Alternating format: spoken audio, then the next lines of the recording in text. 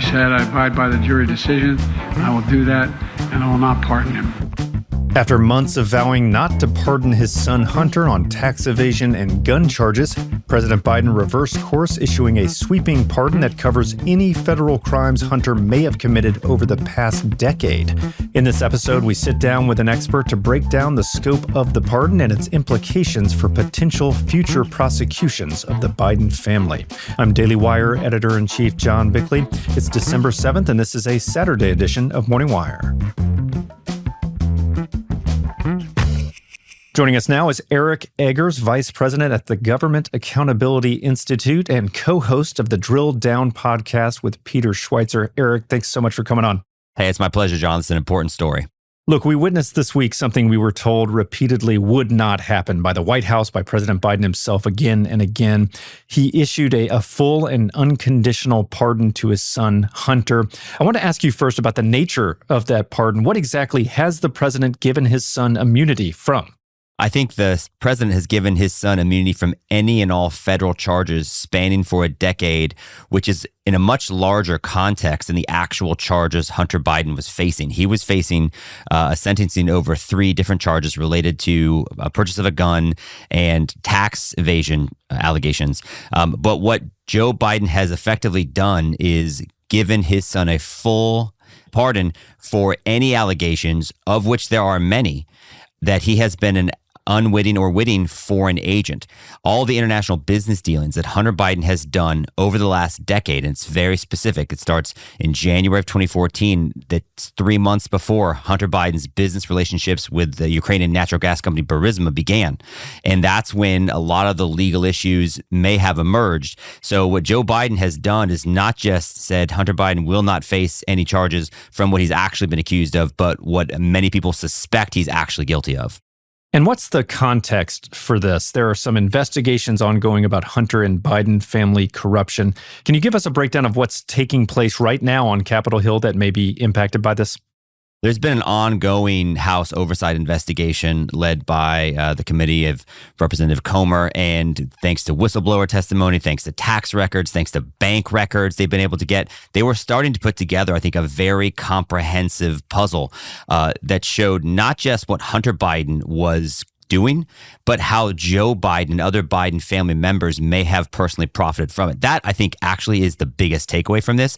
By giving Hunter Biden a full pardon, what Joe Biden effectively sets up is the removal of any pressure or leverage they might have used, they being federal authorities, to try to implicate Joe Biden. Because as you noted, this is something that we were told would never happen. We were told that Hunter Biden would never be pardoned. But what else have we been told consistently? We've been told that Joe Biden was nowhere near any of Hunter Biden's business dealings. It began with he didn't even know anything about Hunter Biden's business dealings. Well, then it was, well, we had no actual conversation about it. Then it was, no, I never actually spoke to any of his business people. And then it was, no, Joe Biden never personally profited off of any of Hunter Biden's business dealings.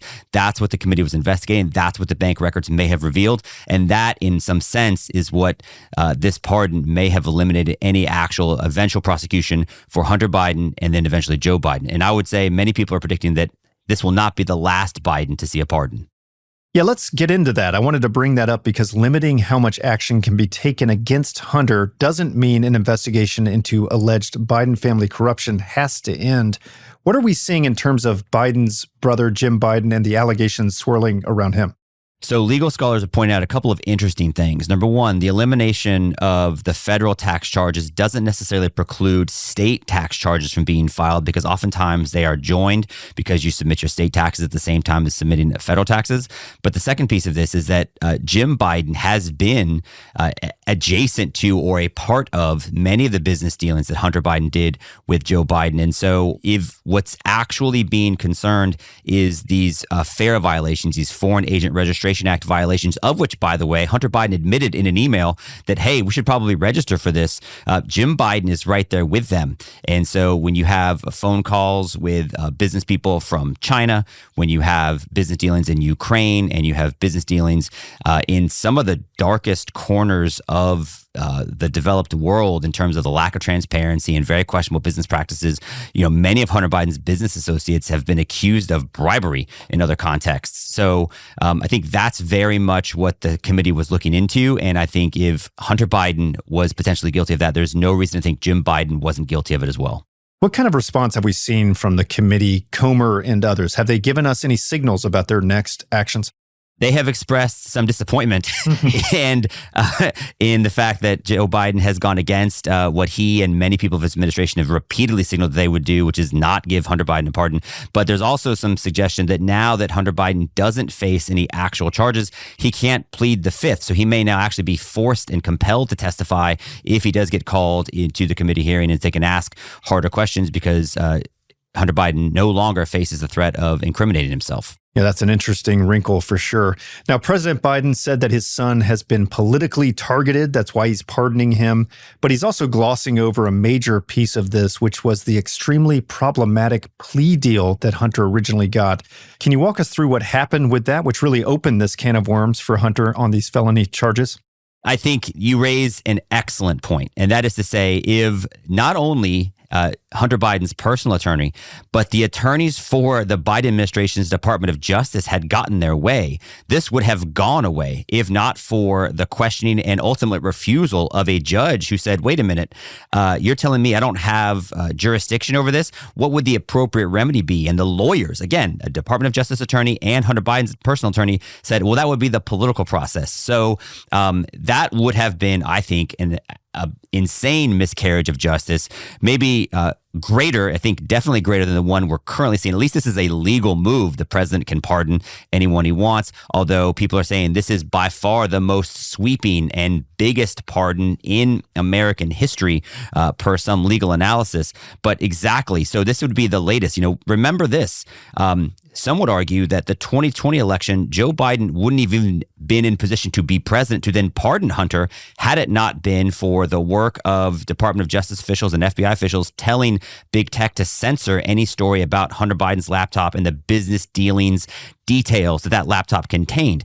That may have, in some analysis, swung the election. So you go from the Department of Justice officials working with big tech to censor the story 4 years ago that kept it from being politically influential, to then you had the desire to move and get rid of these charges based on an effort to kind of strong arm this judge.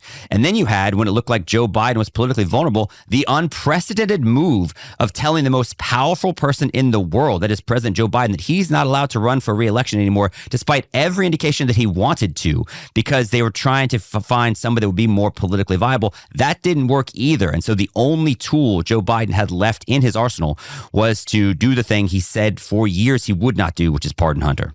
A remarkable sequence of events, to say the least.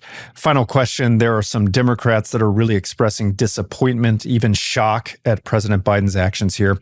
And part of that reason is they say, look, this gives Trump license to issue his own pardons. January 6 defendants are often cited. What does this do in terms of Democrats' arguments about Trump's power as the president? Yeah, I think what it undermines more than anything, John, is Joe Biden's argument that he was the sole protector of democracy and American ideals. And that is now gone, between Democrats saying that you couldn't vote for Trump because democracy was on the ballot, and yet they ran a candidate who received 0 primary votes. And now them saying that Donald Trump was the one that would weaponize the Department of Justice and go after political opponents. In fact, now you see that justice is being upended by Joe Biden's own actions, because Hunter Biden pled guilty himself. And at every turn, the Justice Department said, no, this is something that's a serious charge. So I think what Joe Biden has done, unfortunately, is erode any semblance of credibility he might have had that he was the quote unquote adult in the room and the one that would protect American democratic norms, because he clearly did not do that. Sure seems like political capital permanently lost here. Eric, thanks so much for joining us. Mr. Bickley, always a pleasure. That was Eric Eggers, Vice President at the Government Accountability Institute and co-host of the Drilldown podcast with Peter Schweizer. And this has been an extra edition of Morning Wire.